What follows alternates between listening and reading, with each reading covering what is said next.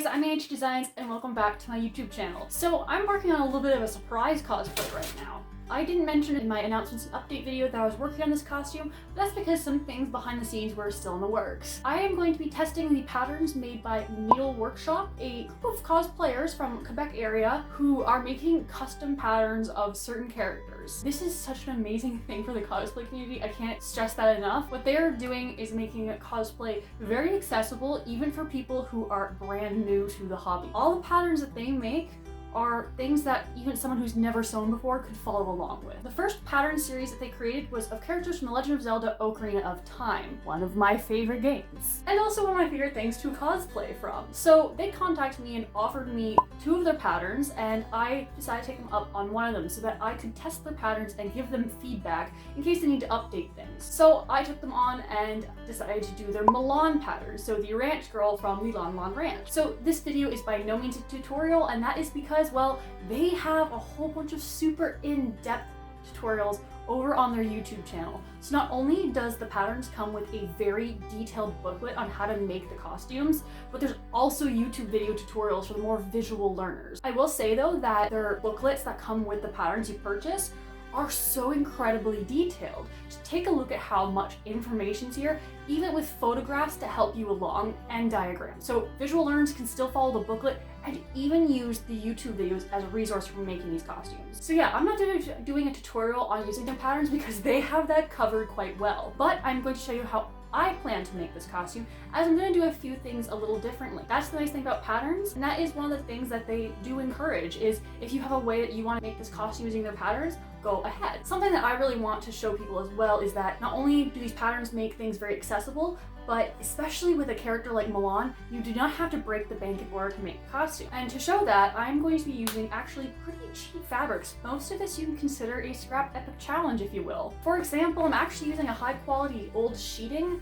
for the shirt because it's a beautiful off-white, so it's not perfectly white, but it's actually really high quality cottons. Same thing with everything else. I'm using a lot of really nice cottony type fabrics that don't cost a lot of money to get, but can be really useful. I want to show you guys how you don't have to spend hundreds of dollars on fabric to make a really nice costume, and also that with the combination of this pattern having everything you need to make the costume as well as inexpensive fabrics, that really anyone can start learning how to make their own cosplays. So let's get right into this now that I've spoken about NDLWRKshop so much already, and let me show you what I'm planning on doing. So first and foremost, let's get to the shirt, since that is the first thing that shows up in the pattern booklet. I've gone and had all my patterns printed on a large industrial size printer. I was very fortunate that I had access to one at my workplace, and they're all printed out nicely. I was also able to give NDLWRKshop some feedback on the printing process there, since most of the patterns are designed with home printing in mind. So it's really nice to also have that variation because, yeah, you could take these files over to an industrial printer, maybe something like Staple or something, and they could totally get these printed out for you easy peasy, just with, of course, a little bit of an extra charge. These patterns are beautiful. They're rated up to multiple sizes and are actually size inclusive. Of course, mine's cut down because I'm actually towards the bottom of the scale. They go up to extra large. That is super thorough, and also their pattern has pockets. So yeah, let's get to making this. So let's get to making this shirt first and foremost.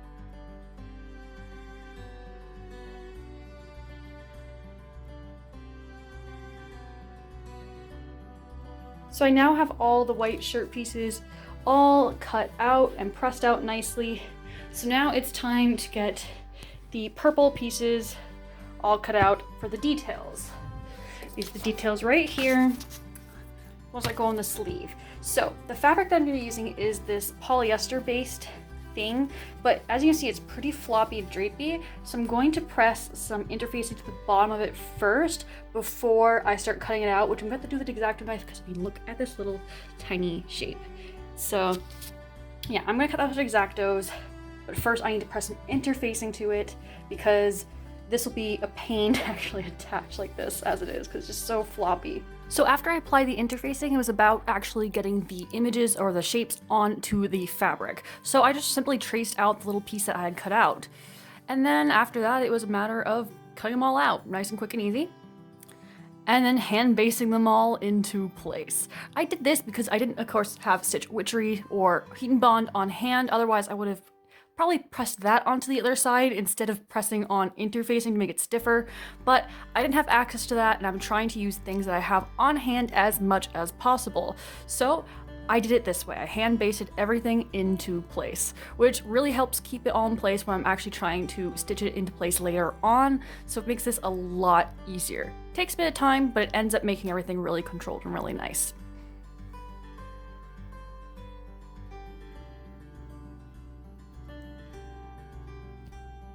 Next up was to do the satin stitching, or other words, appliquing. That's when I take the machine and I put it on a very tight zigzag stitch, and of course I did some testers beforehand, and I just maneuver it around the edges to sew down the shape as well as keep it nice and clean so there's no raw edges. It ended up looking pretty good. It took me quite a while because there's a lot of little lines and turns and corners on these shapes, and I also put in lines that are just out of zigzag stitches in order to finish this off, which I'm pretty happy with.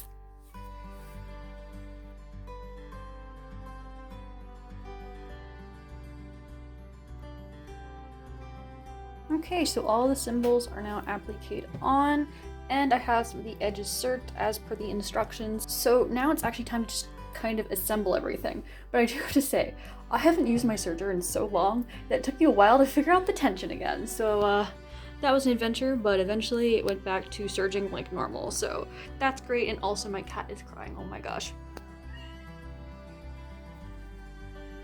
After the applique was done, it was time to actually start putting the sleeve all together. Pretty straightforward, straight sewing and hemming. So as you can see here, I'm actually rolling up the hem 1 centimeter and then 1 centimeter, or actually I believe it's a little bit less than 1 centimeter in the case of the sleeve hem. But you just roll it up twice and press it into place. Quite straightforward, not too difficult to do, which makes this project really nice to do. And then I just top stitch it down so it keeps the hem nice and clean. And it's also nicely placed away from where the appliques went. So I'm pretty happy with how that looked. After that, it was time to assemble the rest of the shirt. Everything, once again, was pretty straightforward, a lot of straight seams. There's no curved fitting seams on this particular shirt, which was really nice and makes it pretty fast to make. For anyone else who would be planning to make this shirt, I will tell you that the hardest part of the entire shirt, besides assembling the sleeve later on and putting onto the shirt, is actually the facing, because there's a lot of angles and curves and you have to be very careful to make it nice and clean, but it's still relatively simple to put into the shirt and makes the neckline have a really, really nice finish. So I really like the fact that this facing was made this way, and of course if you want to do this for yourself, go check out their channel over at NDLWRKshop, because they actually talk a bit more in depth on how to actually place the facing into the shirt.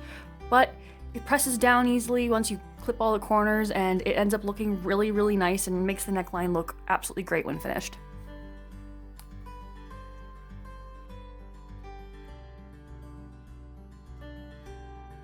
Alright, and now that the sleeves are attached and the insides are all nicely serged, it's done. The top is complete. So this is the look at the finished blouse, or I guess that's the name for it, a blouse. And yeah, I'm pretty pleased with it. It looks pretty good. I just tried it on to make sure it fit well, and yeah, I sent a few notes over to NDLWRKshop about it as well. And yeah, so far so good, and I'm happy to have this part finished. So I guess now it's on to the next. And on to the next I went. The next piece is the scarf, which is the simplest piece on the whole pattern to make. The shape is really simplistic and quite small, and you simply just sew 2 pieces together following around the seam allowance. You leave a gap in the back in order to sew it later and take the whole thing inside out, but it's a relatively simple piece to make, and I believe in the videos by NDLWRKshop, they actually categorize this with the apron as well. As long as you press it out nicely and finish it nicely, it ends up looking like a really nice little piece, and it looks really clean.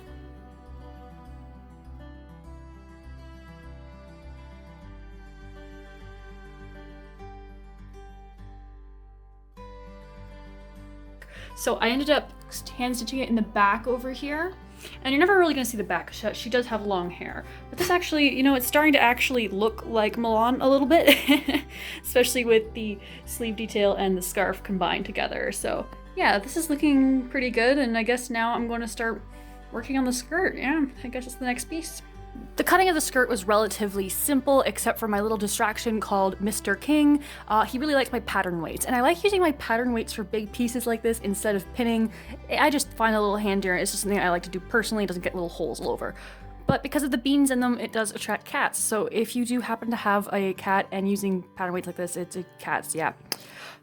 But I also use them later on to actually weigh down the pattern itself, because of course, just like the sleeve detail, I needed to interface and then cut out the pieces that would later go onto the skirt. They're the same fabric as what I used on the sleeves. So I used the stencil that is provided in the pattern in 2 different ways in order to get it as accurately as possible. I have to say, they're very well done. So this is just simply me working on that and then cutting it out. I used a combination of my rotary cutter and my scissors in order to cut it out as accurately as possible, because that was the goal here. So once they're cut out, I used the stencil that was provided to also figure out the placement of the stencil on the skirt pieces that I had cut out previously. And just like the sleeves, I actually ended up hand basting all the pieces into place. Because again, I wasn't using something like Here Bond because I didn't have any on hand, and I was trying to make this project with as many things I had on hand as possible without having to buy things if I didn't have to. So hand basting it was, and I honestly really enjoy hand basting. It's pretty relaxing, and I really quite enjoyed it, and it only took a little while to do. Only a little. And just like with the sleeves, it was about satin stitching everything into place. This was a little easier compared to the sleeves because there was a lot of straight lines, a lot less corners, and a lot of longer lines to do. But there were still some little struggles there called I didn't have very much space, and some of the skirt pieces were actually relatively pretty large. But I eventually got there. Well, sort of.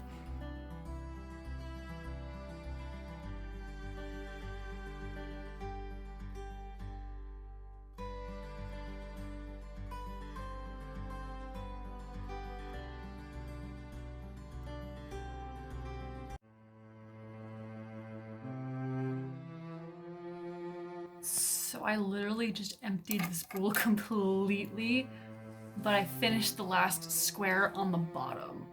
But I cannot continue working on the skirt because I need to have all the appliques done, and I still have just this little bit at the top left. And Fabricland is closed right now because it's Family Day here in Canada, and also lockdown is still happening. Luckily, things reopen, I believe, tomorrow here where I live, and so I'll probably be able to check after work and go just swoop in and grab some more thread, but that's mildly annoying. I had almost enough, and I just don't have any more of the specific color of purple to keep going, so just mildly frustrating, isn't it? So as mentioned, I did manage to eventually get to a Fabricland to get that same color thread and finish the applique, which you see right there.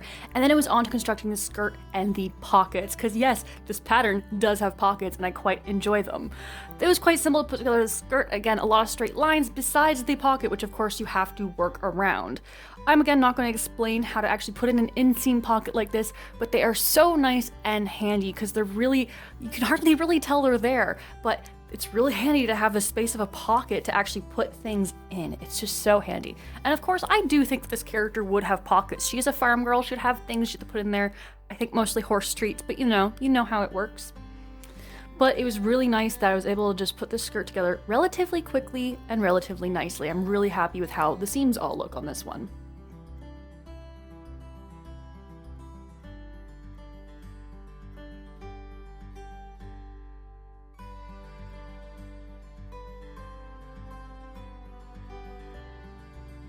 So now that I have the pockets and the side seams all in, it's time to do the back. Now, according to the instructions, the next step to do would be the invisible zipper, and then you go on to doing the bottom seams, what's underneath that zipper, and then you do the hem. But I have decided that because of just the nature of what I have on hand, I'm likely gonna put a placket instead, which is another really great way actually to finish the back of a skirt. I personally really like using a nice 1-inch thick placket, and it's just an alternate way to finish something without putting a zipper in. This could be something I could do a tutorial on eventually. While I don't think people should be afraid of putting zippers in if it's something they don't have available to them, putting a placket and some snaps instead can really do the trick really well. And for some people, it's all about the aesthetic because they don't like the look of a zipper in certain costumes because it just maybe doesn't make sense for that character or something like that. So maybe I'll be able to do a tutorial on, but for now, I'm going to do this step. And it's just another way to show you that when you're using a pattern, no matter who it's by, whether it's by an independent company like NDLWRKshop or maybe McCall or Simplicity or something, you don't necessarily always have to follow all the instructions to the T. You can interpret them as you will. They're there to help you, but if you would like to do it in a slightly different way based on your prior knowledge or something someone suggests to you, you can do that. To make a placket, it's simply about using the bias of the fabric and making essentially really wide bias tape. So that's what you see me doing here, measuring out the size that I need. Essentially, the placket goes in the spot where the zipper normally would be. So first and foremost, I actually had to put the back seam in there up to the point where the zipper normally would end, and then I stitch in this bias tape. It goes in pretty simply, except for around where the actual seam is, because you have to kind of maneuver it around your machine's needle. Again, it takes a little bit of practice, but it goes in quite nicely and it ends up looking really, really clean after practicing after a little while.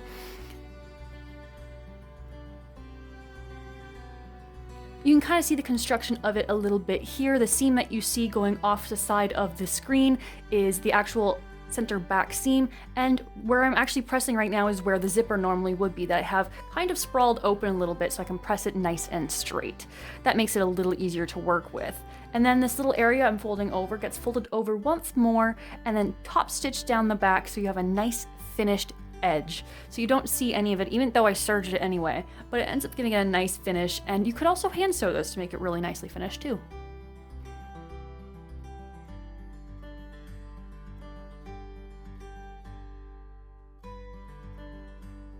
Alright, so the placket is now in the back of the skirt. I just kind of want to show you guys a little bit about like what the placket actually looks like finished. Well, not completely finished because it doesn't have snaps on it yet, but like the sewn in placket, because it is actually a really good and clean alternative if you don't have access to a zipper, like say you're in quarantine and you can't go out and get them, for example, or just maybe you're uncomfortable with zippers, which you shouldn't be because they're not too bad once you get used to them, but you know, this is an alternative for finishing a back. So you open it, nice and clean. They go in quite easily. You just need to do some bias binding. That's what this is. It's just a big piece of bias tape. And then press it cleverly so that you have an underlap and overlap. But yeah, it ends up looking really, really nice. I just need to press the rest of the seam out, and then I can actually, I think, work on the hem next, because I believe that's the next part of the instructions after the zipper, or in my case, placket, is applied.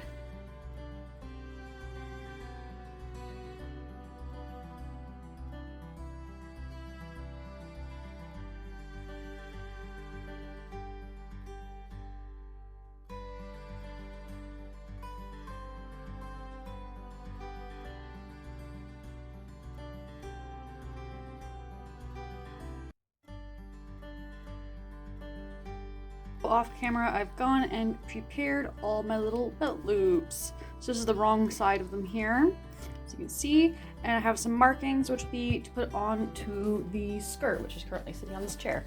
So I have little notches kind of put in here. You can kind of see it a little bit if you look carefully there. And now I've just got to attach them, and hello. Hi there. And attach them I did. Before putting in the waistband, I did baste them into place, but they really went on when I applied the entire waistband, which is essentially a rectangle of fabric. In the case of this pattern, I didn't follow all the notches and marks and instructions to the T because I had put the placket in before, but it still went on relatively simple and was still the absolute perfect size with the rest of the pattern. Honestly, it went on nice and simple, and I'm pretty happy with how it went.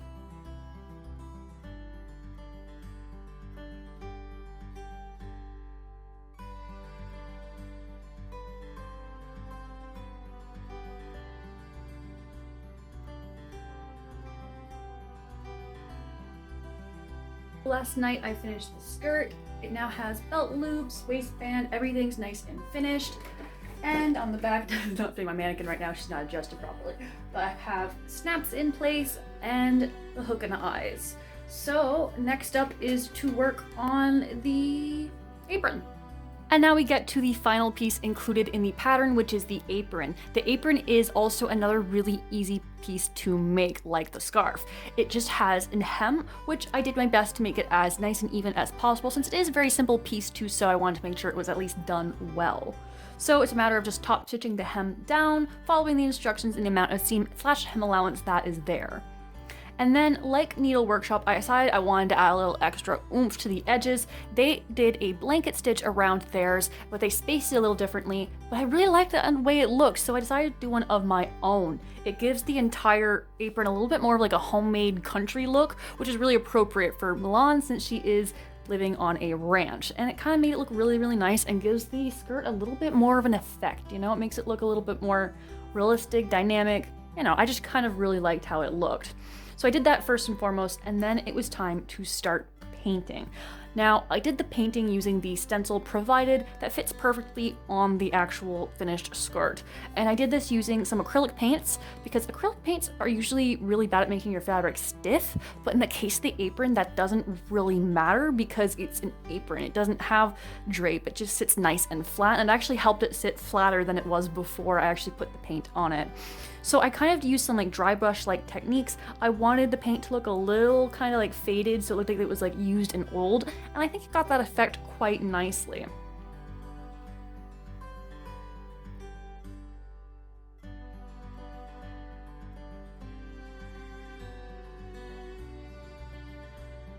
So guys, this is going to be all for this video, as I'm just focusing on the sewn pieces of the costume, or at least the pieces that are included in the Needle Workshop patterns. I actually really enjoyed putting these patterns together, and I'm incredibly impressed with how detailed the instructions are, as well as the patterns themselves. They're really, really well put together, and I'm really, really impressed. I do have some feedback for the creators of the pattern, but that is between me and them, as they did give me this pattern so that I could test it out and also send them feedback, so I'm going to do that on my own. You may be wondering about things like, well, this brooch right here. I will be getting that in the next video. So the video coming out after this one is focusing on the accessories, the brooch, the belt buckle, and the wig. And of course, thank you for watching. Be sure to like, subscribe, and all that good stuff, and I'll see you then.